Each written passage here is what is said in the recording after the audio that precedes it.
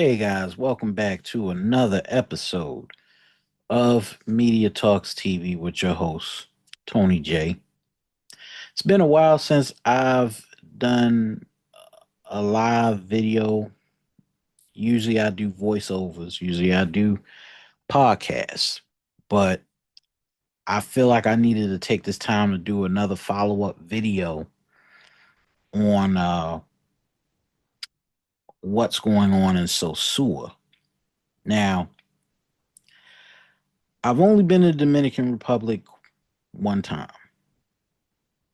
And throughout that whole ordeal, I felt like something needed to be said based on my experiences. I've told plenty of stories about what went on in Sosua. And I feel like, in some ways, within the Passport Bro uh, space, there's a lot of toxicity that's going on with the Passport Bros that I should call out because I haven't talked about this in other videos. I talked about in my last three videos about the behavior of certain travelers that come to the Dominican Republic, but I haven't really delved directly into the type of problems and issues that exist within the Passport Bro community and the Passport traveling community. And I feel like I'm going to take this time to really call that out because right now we're seeing a lot of misinformation online, and we're seeing a lot of people do disrespectful stuff when they come back from these countries. And a lot of these content creators, they don't realize when they do these things that they're putting a target on their back as they travel to these countries. And they might mistakenly make themselves a mark. And that's the thing that I'm going to address today. But I'm going to break down the Passport Bro movement because it's been around for a long time. Before social media and before Facebook Live. And the way that it's going to be broken down, it's going to be broken down into two parts, you know. And the first part that I'm going to focus on is the issue with where all this hoopla about Sosua started.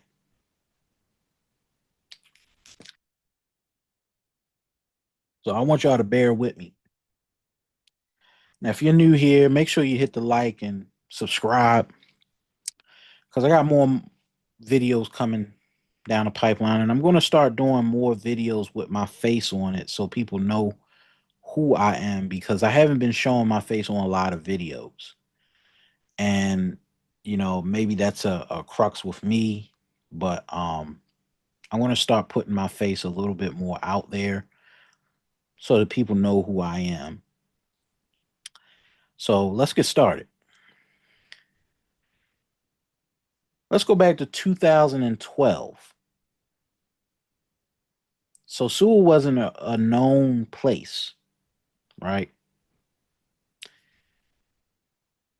We didn't have YouTube was beginning to be a place where people talked about different aspects of life across the globe. But YouTube at the time, especially in 2012, wasn't really well known. And there were these guys by the name of Andy Graham. And I talked about Andy Graham, the hobo traveler, in my previous video. Andy Graham, the hobo traveler, was the primary one that gave us a glimpse into Sosua.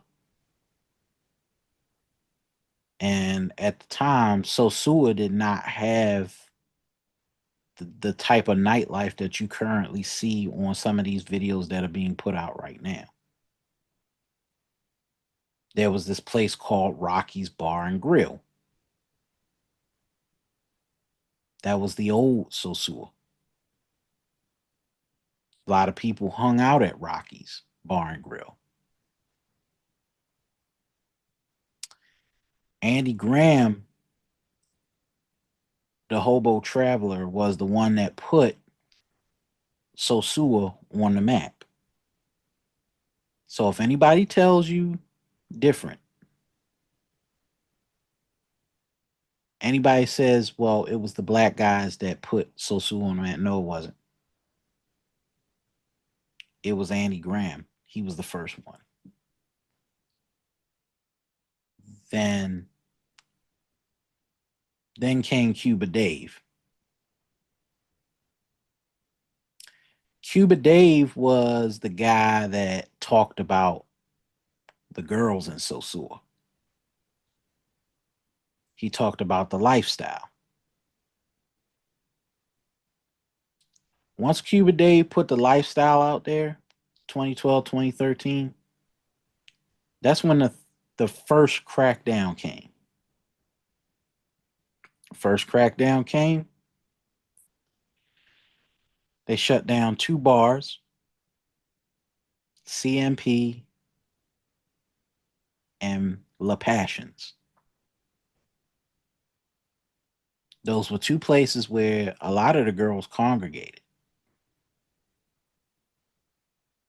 For me, that was the first time I had known about Dominican Republic, was because of these 2 guys. But mainly Sosua.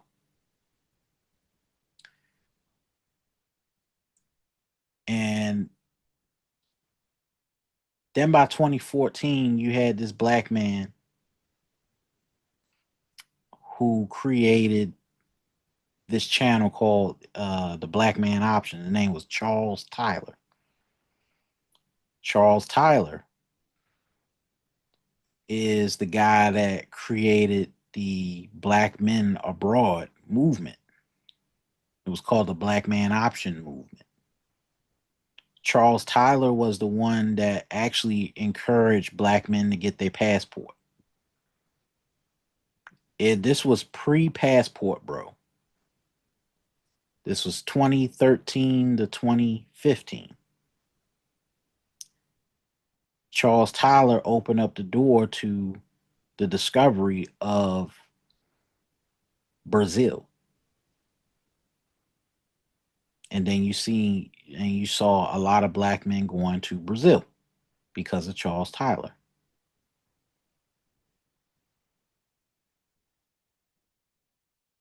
And then, of course, from 2015 to 2017, there weren't a lot of videos on YouTube about Dominican Republic. In fact, it was a void. Didn't start until 2017 when people started documenting Sosua, and then you started seeing more African Americans come down to Sosua and actually make the place known. Then they started getting businesses, then they started buying up businesses. And By the time we got to 2018, 2019, the cat was already out of the bag about Sosua. Now everybody wanted, every black male wanted to go to Sosua. This is how you got these channels like Major Lifestyle, um, Bo Rakes,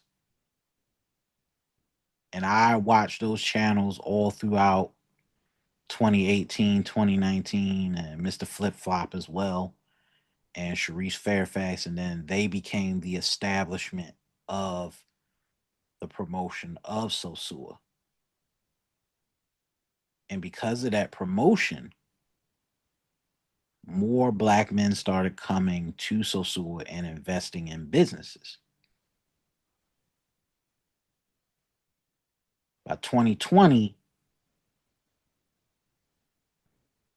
the mayor of Sosua, which was a woman, she took notice. And of course, this is where all the hoopla starts about the issue of women being on Pedro Clisante, you know. So when we think about all these things, the hype around Sosua and Dominican Republic in general really starts with, well, as far as the black travel space, it all starts with Charles Tyler, Black Man Option. Take note of that. Pre-passport, bro. And then, of course, you have Austin Holloman. And Austin Holloman, um, he's considered the father of the movement by 2020. So this is during when the pandemic started. So when the pandemic started, you started seeing more black men going to Colombia, Brazil, Dominican Republic, and it was flooded with so many channels. And we started to see more channels 2019 coming from Cartagena being overly promoted, and Medellin and Cali. So those were the main spots people were running to. But we didn't start seeing Colombia being put up as a passport bro spot until after the popularity of Narcos came out. People wanted to go to Colombia. And that's why the tourism is built up the way it was, because if it wasn't for the TV show Narcos, nobody would have considered going to Colombia because of its reputation. When the when the CIA scandal or the Secret Service scandal happened in 2012, that's when we knew about prostitution in Cartagena, Colombia, all because a Secret Service agent didn't pay a prostitute. And the reputation from there grew. So when Obama went to Cartagena in 2012 and the Secret Service scandal happened, people lost their clearances, they lost their jobs, everything. But then we didn't, it just started when we put something out in the media and it piques somebody's interest, then the curiosity of that said place does not go away. So then people started going, black men and white men started going to Cartagena, Colombia. That was the number one spot. But let's fast forward to today, because here's where the problem is starting to get worse. After these crackdowns and Sosua, which I talked about in the previous video, and I feel like I didn't expound too so much on my last video, but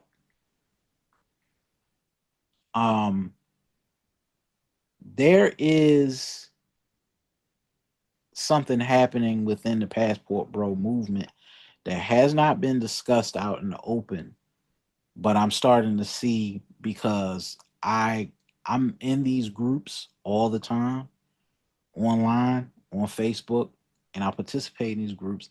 I'm not going to talk about these groups or make said names about certain groups of people, but I am going to call out the behavior that I've seen thus far from one, the content creators, and also two, from a lot of these people that I've seen in these groups that have demonstrated a lack of respect for the women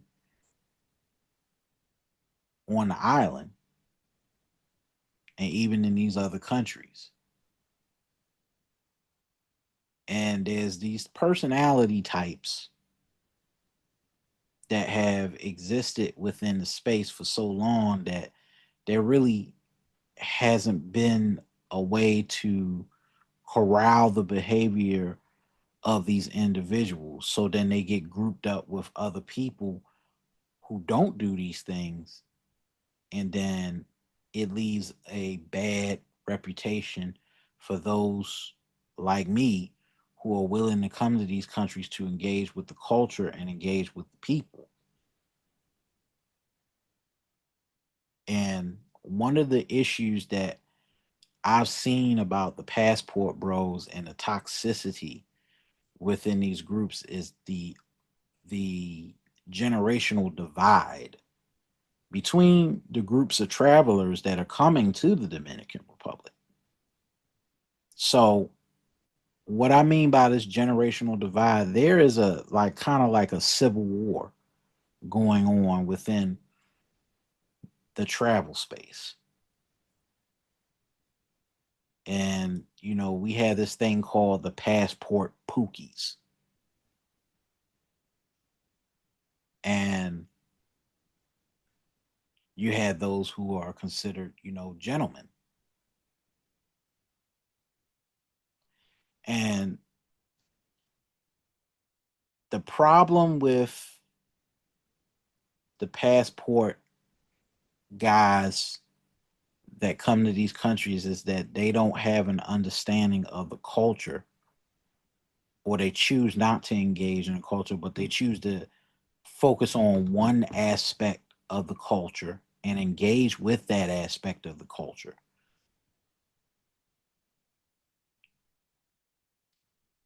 Now, when you go to the Dominican Republic, you know, majority of the people that come to the Dominican Republic are family oriented. Whether you believe it or not, Dominican Republic is a family oriented country. It's conservative. Most Caribbean islands are conservative countries. Some things they're willing to tolerate, and other things they're not willing to tolerate.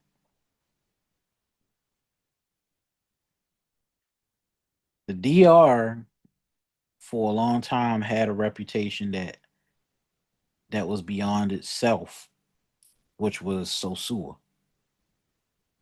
And for a long time, it had been known going all the way back to the early 90s about what Sosua was about.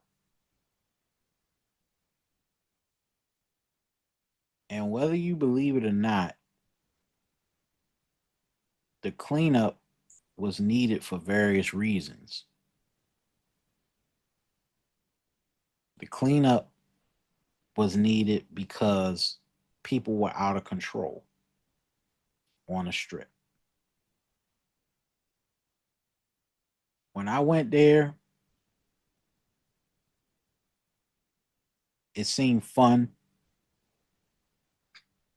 but nobody wants to go down the street being harassed by a bunch of women. Nobody wants to be on vacation and get pickpocketed or robbed by a woman. These things were happening. And just like anywhere, whether you're in Las Vegas or New York doing, nobody wants to get robbed by a girl. Nobody wants to get drugged by a girl. Nobody wants to have the clock watch on them or have the price run up on them. And I think one of these aspects about the game is that the women tried to monopolize off the men that were coming to the Dominican Republic for that said thing.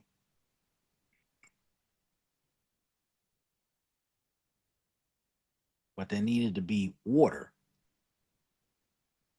and there had to be order,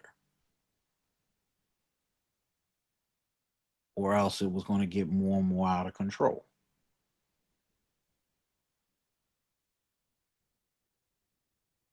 So the story of how this raid started, from what I've heard, is that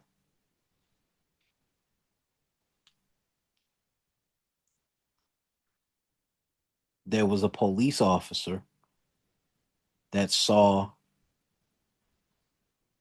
a chica and he got robbed by this said chica and almost left for dead.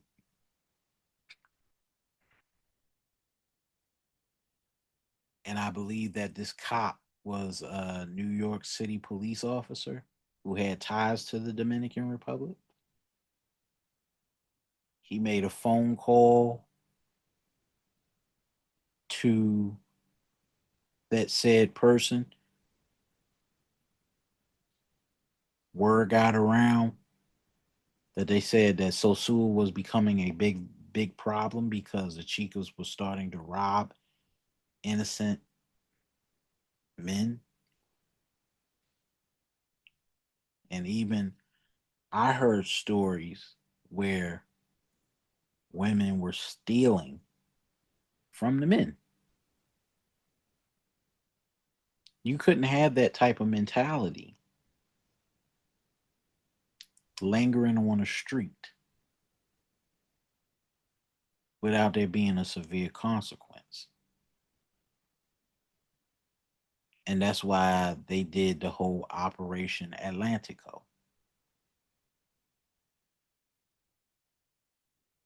There had to be something done. They couldn't allow this to linger on. And even though prostitution is legal in Dominican Republic, pimping and brothel keeping is not legal. Sex trafficking is not legal. Problem is with the raids, what's going to replace it now? And that's one of the biggest issues that that has to be addressed.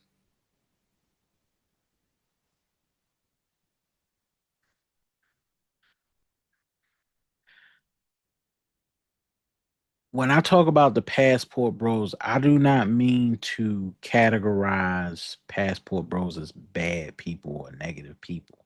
But you do have, but like any other group, you have negative aspects of the passport bros that have to be sorted out. It's kind of like the appendix or cancer. If you don't get rid of it during its its benign stage, it'll become malignant. And you don't want the cancer to spread to other parts of the body. So then you have to separate, extract certain negative entities within the group to preserve the reputation of that said group. And I don't see these groups, and I'm not naming them by name, I don't see these groups trying to preserve the integrity of their movement. You got generational differences. It's kind of like a civil war. You have within the passport bro movement the older guys. These are the 50 and up guys. Some of them are military veterans. Some of them are truck drivers. They go to Dominican Republic 3 to 4 times out of the year. They have the resources to go to the island, and also they're not content creators. Let me be very, very clear on that. They're not content creators half the time. And what's so problematic about this group is that they offer no information, and sometimes they judge the younger generation very harshly as, oh, this said generation ruined Sosua. The so and so's ruined Sosua. Because when I went there, so and so, we didn't have all these people throwing money at chicas and driving up the price and complaining about how hardcore they became. The older ones complain more than the younger ones. And then there's the middle group, which I would tend to be in the middle, with the millennial travelers in a sense.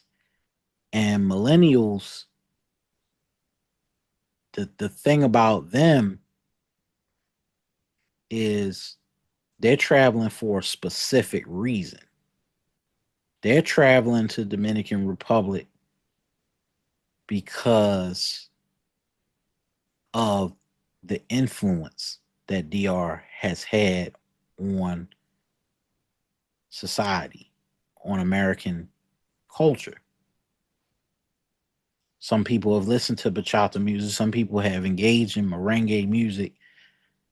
You know, those groups of people know about Dominican Republic because of its culture.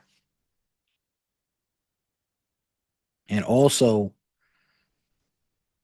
some of these people served in the military. Some of them work remotely, so they have remote work. And some also are looking to settle down and get married to a Dominican woman. That group, we find ourselves kind of like in the middle. We're like the middle children. Now, here's where it gets worse. And I'm not saying it's every person in that generation. Gen Z, they're traveling for a whole different reason. They're traveling because the dating prospects in the United States are bad. They're horrible. So when they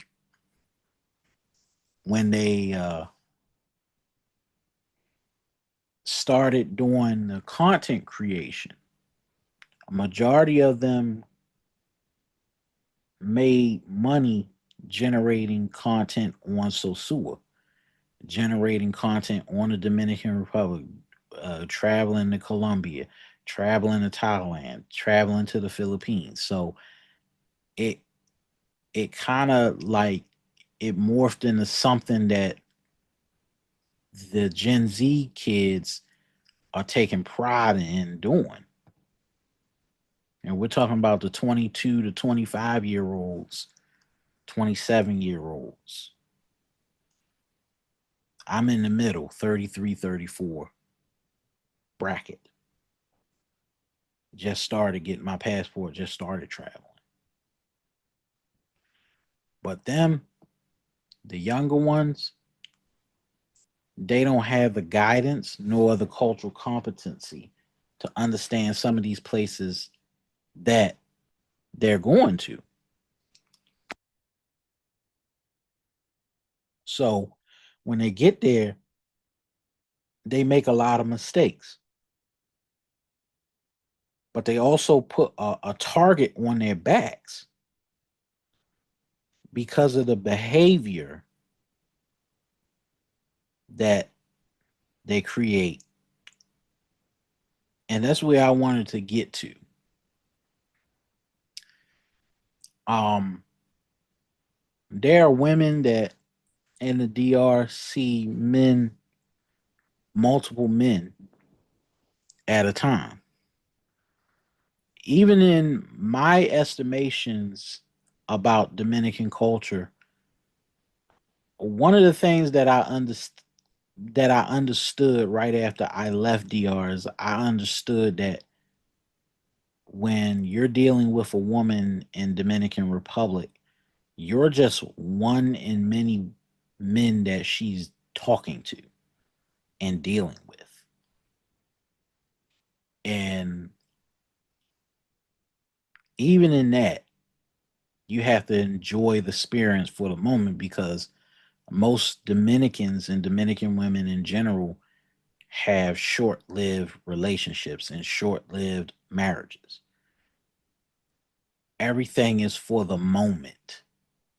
And then after that, they're on to the next. And understanding this concept might be hard on a lot of younger people that are looking for long term relationships. But the one thing I understood, even when I went, is you have to keep in mind that most relationships don't fit the mold of happily ever after NDR. Only for the moment. Only for the moment. And I think for a lot of the younger guys, the ones that are younger, they're thinking that all the women in DR are prostitutes. And I think that's what messes up. That's what how Sosua really messes up the reputation of Dominican Republic. Because if you're a young person and the first place you go is Sosua because you heard online that Sosua was the place to come to because it was fun and it was about a bunch of women. Well, when you step outside of Sosua, it's a completely different ball game.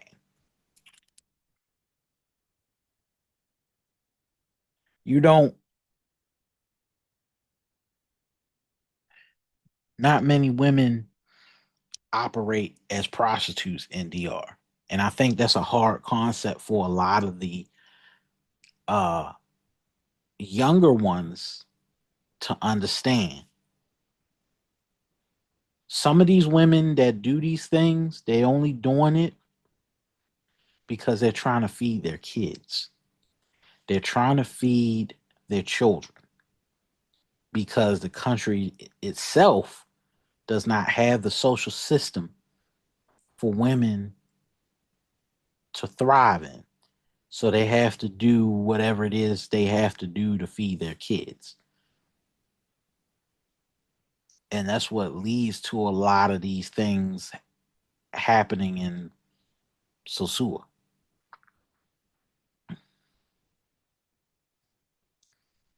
And right now, what I can understand why they don't want that type of mentality to be bred in the DR, because the country is suffering enough as is, and they depend on tourism to sustain their social institutions and their systems. A lot of wealthy Dominicans do not want to see low level, low hanging fruit prostitutes to be on the streets all day, 24/7, grabbing men's junk and pickpocketing and and fighting with other people. Women were fighting other women and cutting other women up on the streets. Very territorial thing. And for somebody that's coming from the States, that might look like something cool, but somebody's livelihood, people are putting their own livelihoods at risk doing this type of thing. The game is the game, but at the same time, one of the things that you got to understand is that somebody is getting hurt behind this shit. And we as people or purchasers of this game, we don't understand on the back end who it's going to hurt. There are unintended consequences that come with that lifestyle. And most girls do not survive in it. Some girls end up drowning in drugs. And some girls end up going to extreme lengths to get as much money as possible from their clients.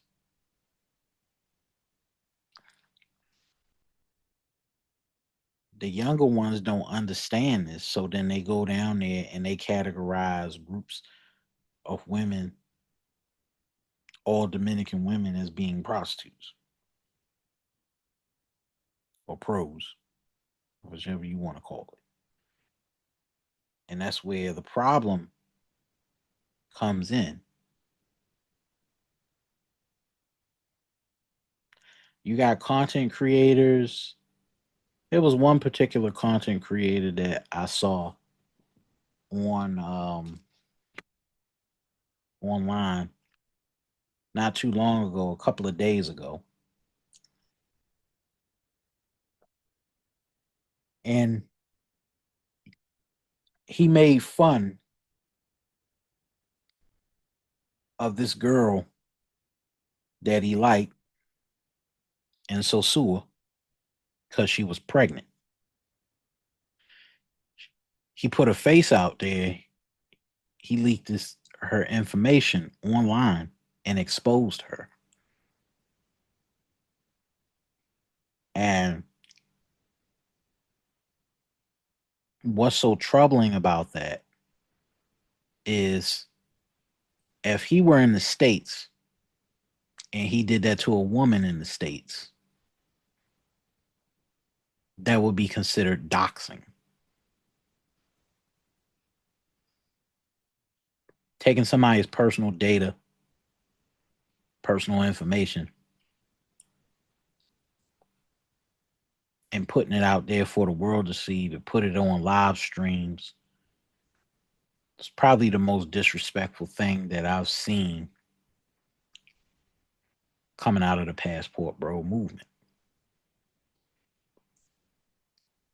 And whether she's a sex worker or a normal woman does not give you the right to expose her the way that you did.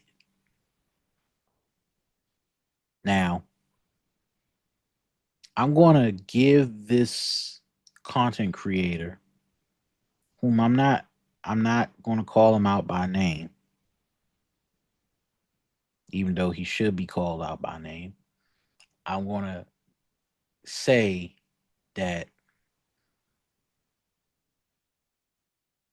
he needs to take that stream down, that live stream that he did, because for the simple fact is Dominican Republic has a new penal code, and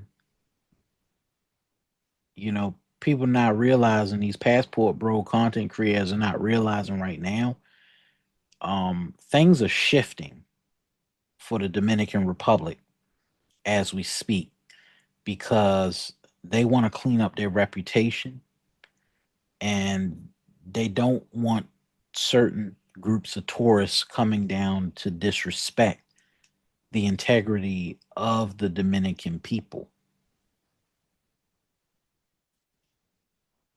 Dominicans are dignified groups of people, they're hard workers, but their country also has a lot of political situations that we don't understand as an average gringo. And it's best not to stick our nose in any affairs that deal with Dominicans. Let them sort it out. But I'm here to remind this said content creator, you might want to pull that live stream down or set it to private, because there is something right now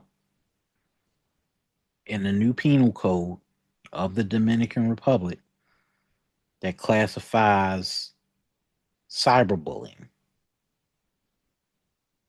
And if you're talking about a specific woman, she could sue you, and you could get 2 to 5 years in prison for cyberbullying. That's in the new penal code. That's in the Dominican Republic's new penal code, and their penal code has been updated to the point that their last old penal code was the Napoleonic Code. They hadn't had a new penal code in 141 years. They've had updated versions of their penal code every 83 years, but this one lays out stiff penalties for blackmail, drug dealing, um, and femicide, which is the killing of a woman. And these passport bros that are creating this content, there are certain things that if you say on these platforms, that if you say about elected officials, you can actually get detained and go to jail. They could hold you and then deport you.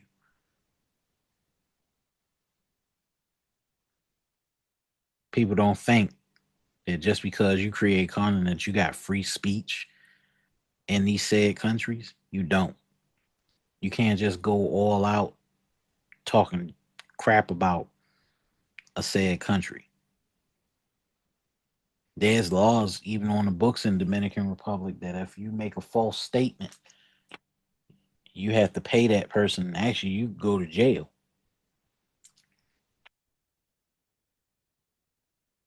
And that law has been around since the days of Rafael Trujillo. You can go to you can go to jail for it. You know,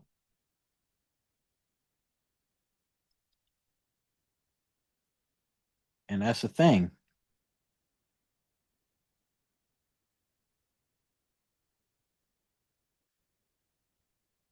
You don't know what you're doing. You can put a target on your back in DR.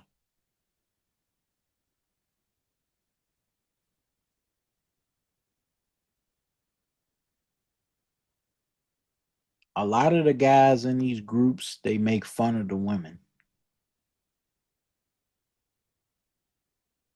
I don't know why. You had sex with them and now you're going to make fun of them. I've heard them say some crass things about the women that they sleep with. I've heard them say disrespectful things about the women.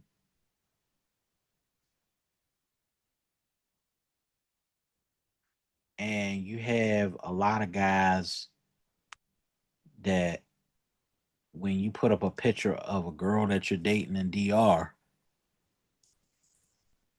they'll say certain petty things about, oh yeah, I fucked her too.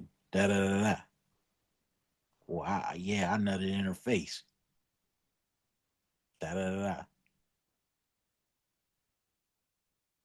They say things like that, and then they say, oh, it's not yours, it's just your turn.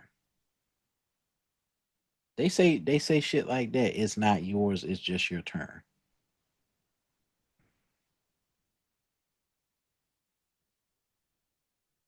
As if every woman is sleeping with every man in DR. Now, some of that true, yeah. I mean, some of it is, but at the same time, just like anywhere, you have women are like that in the states as well.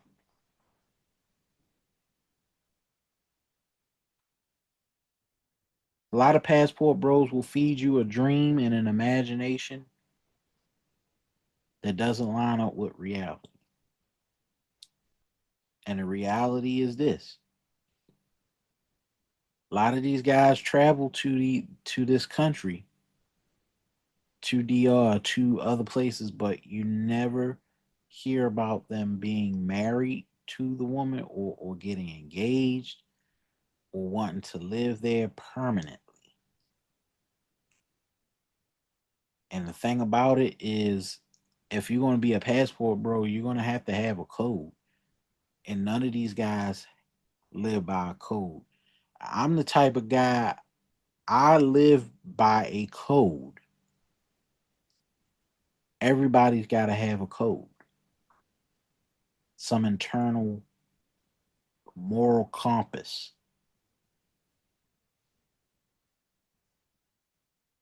And if you're not going to be in love with that person, or you're not going to, take it to another level besides it just being about sex, then what's the point of you continuing to keep going there and you get older and older and older and you just running around up under a bunch of pros? Doesn't make sense. At some point, you're going to have to want more than just sex. And I think that's the internal clock that I'm seeing with passport bros. It's just about sex. It's not about getting to know a woman. It's not about going out on dates. It's not about, you know, investing yourself in the woman's culture. It's about you just trying to get your rocks off and then going back home. Mm. I don't have a problem with that. But then the biggest problem that I have is that now they want to tell other guys how to enjoy their vacation. And that's the biggest toxic thing that I highly dislike about the passport bro movement. They want to tell somebody how to have a vacation, how to enjoy their vacation.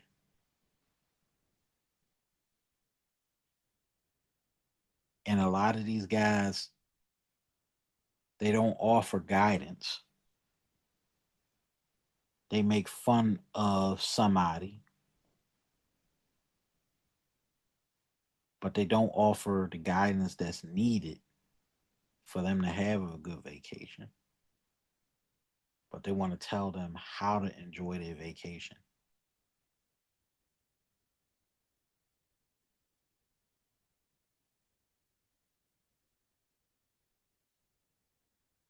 they say, "Oh, she's not yours; it's just your turn." I catch flights, not feelings.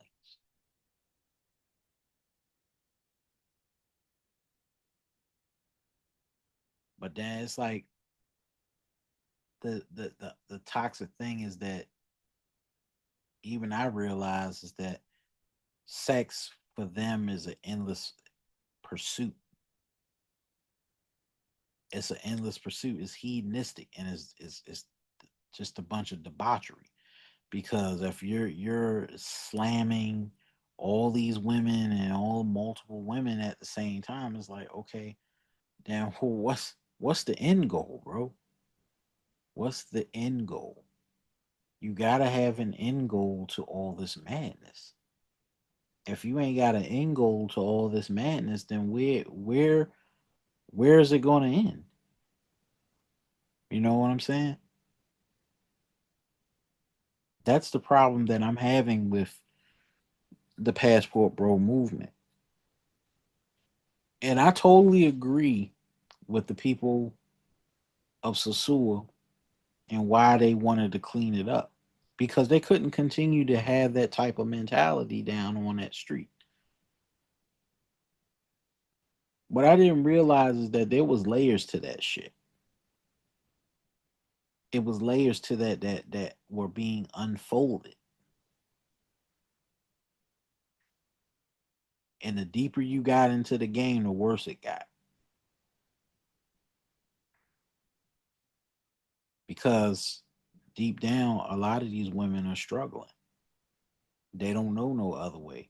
If you look at some Dominican women, they fall in love very quick. That's one thing I learned about Dominican women. That the way that they love is very intense, and you have to be, as a man, you have to be very careful with that. Sometimes they fall in love so intensely, they have a baby, they think that that man is going to be the one, and they're not. They think that they think that that person is going to be the one, or that they're going to stick around, so then they have another baby by that man. And because they have an intensity, Dominican women are such gentle and and attentive women. They tend to have more children in an instant, to where they think that the man is going to stick around. And this is what leads to the issue and the problem in Dominican Republic as to why these girls do the things that they're doing. It's because there's no infrastructure for women to thrive in that country, which makes them a target for being exploited. Now, I'm not saying every guy in DR exploits the women, but no. But there is a situation where women fall in love with guys that thought that they were going to stick around. Sometimes they're gringos, sometimes they're Germans and foreigners. They come and go. And a lot of the relationships that they have are extremely intense and short lived. It's like a candle that gets down to the wax part. And once the wax is burned out, it just fizzles out. And then they move on to the next one. That's basically a relationship in the Dominican Republic. Everybody has it's what I would describe as being very intense and very short lived. And am I saying this for all Dominican relationships? No, but the majority of those relationships, the they're very short lived. They don't last very long. And the reality is, you know, with the passport bros, they could be taking advantage of a woman's heart, and they don't know, and then she ends up falling in love with those guys, and then they end up going out into the game with the hard heart. And that's what leads to this issue with prostitution. It's not just the dangerous aspect of it, but I realized it was a spiritual aspect of what was going on that needed to stop, because these women out here are trying to survive, they're trying to eat, they're trying to feed their kids, but now they don't have no way to feed their kids.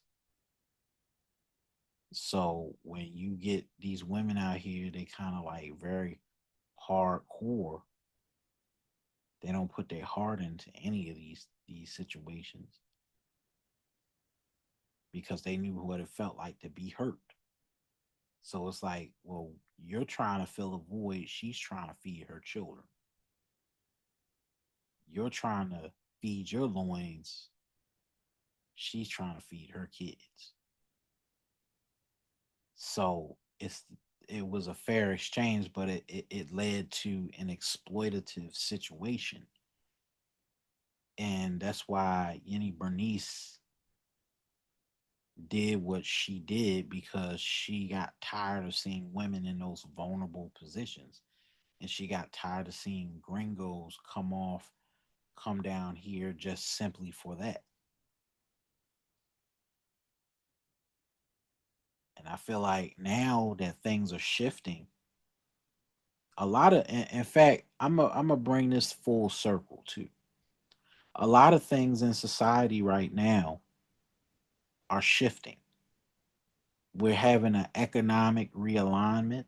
People are not traveling anymore. A lot of people are coming back to their home countries realizing that life wasn't as sweet as it was when the pandemic was around.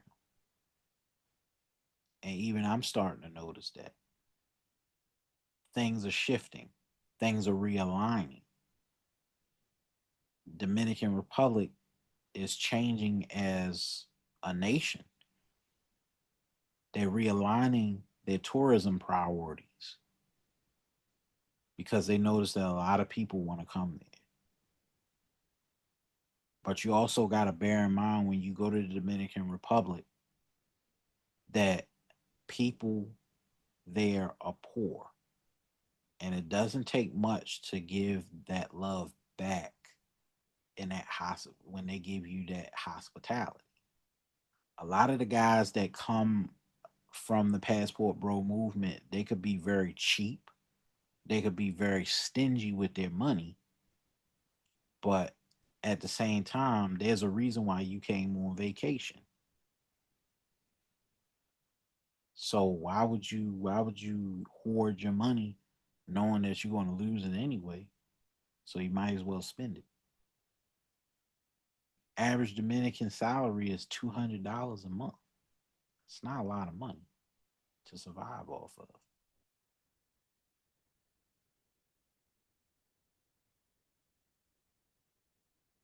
Everything is about opportunity, you know. And because Dominican Republic is a very hospitable country, there are opportunities now for women to get what they need. Prostitution on the street wasn't a good look anyway. And as much as I like the ambiance of Sosua, nobody wants to see a bunch of women hanging around the corner, hanging out, where children are walking around begging for money. A lot of Haitian kids were out asking me to buy sunglasses from, candy bars. There was a deaf girl that was walking up and down Pedro Clisante asking for them to give her some money. It was bad. It was real bad. You don't want that type of mentality, that beggar mentality, to be a part of DR.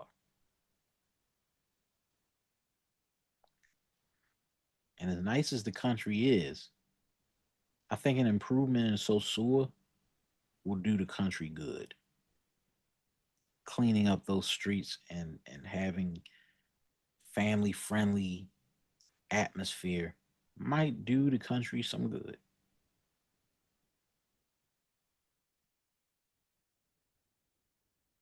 Because the passport bros that were occupying Sosua, I mean, what were they doing all day? They were drinking, smoking weed, running down on women, and it was a fun atmosphere, but it wasn't a healthy, toxic. It was a it was an unhealthy, toxic environment.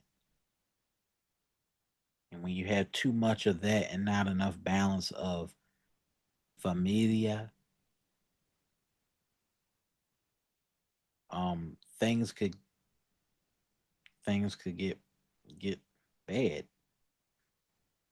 I think moving it off the street and moving it to the internet where people can talk and interact with each other and not be on the street pointing and clicking, you know, I think that's the more safer route. It's a very safe route. You don't have to go to Airbnbs to do it. You can go to cabanas. They got plenty of cabanas in Santiago. They got cabanas in Puerto Plata, Sosua, and Santo Domingo, La Romana. There are plenty of cabanas around where you could do that activity and not have to go expensive or go to expensive Airbnbs. So nothing is really lost. But from what I've seen from the movement itself, certain things have to change with the passport bros. And that is how we push out information, how we filter it, um, who is the gatekeeper of all this information. I think there needs to be a code that we all follow when it comes to being in this space and actually being travelers in this space too. All of that needs to change. And during this time period of economic realignment, we're starting to see certain things no longer become a part of American society anymore, which means money is going to be very tight in the next coming years. And the passport bro movement has to change with those dynamics. Their refusal to change and putting out all this doom and gloom content, talking about chicas, talking about girls, and basically denigrating the women online.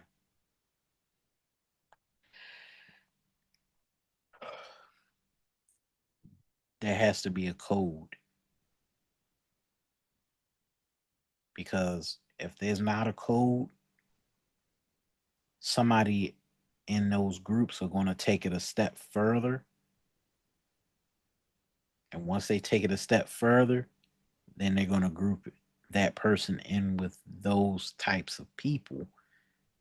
And then there's going to be a target on all of our backs because of that one individual's behavior. And remember, no matter where you go, what country you travel to, they have these things called persona non gratas.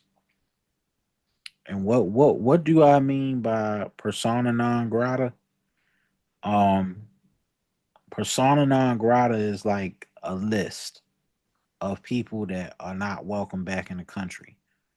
You overstay your visa or you do something illegal, they put a point on your passport to keep you from coming back to the country. or they say, well, you can't come back to this country for said maybe a decade because you did this in this said country. So then when your ass at that airport and you going through customs and they check your name and your passport and they say, well, you can't come here because you've been denied entry for about 10 years because you broke a law in this said country and you can't come back. That's it. There's no more passport, bro, for you. There's no more, popping bottles at the club. There's no throwing money off the balcony. None of that. Because the country can control who they let in and who they allow. And if you're caught doing stupid shit in any of these countries, arguing, going back and forth with a customs agent, or doing anything remotely disrespectful to the people, you will find yourself locked out and not being able to go back. So I want the passport bros and these people in these groups to keep in mind your behavior because you can get denied entry for any specific reason that they deem appropriate.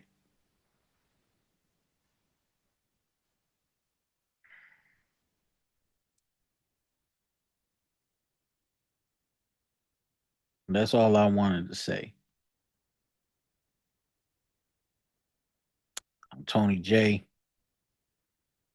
Thank you for tuning in to another episode of Media Talks TV. Make sure you subscribe, hit the like button, and make sure you share my videos, because I got more content coming. I'm try to keep continuing to grow this channel and have these conversations that need to be had. We're going to jump right back into some movies. We're going to jump right back into talking about a couple of movies because the 30th anniversary is coming up on one particular movie that I wanted to have a discussion about, but I'll have a discussion about it later. But thanks for tuning in, and I'm out. Peace.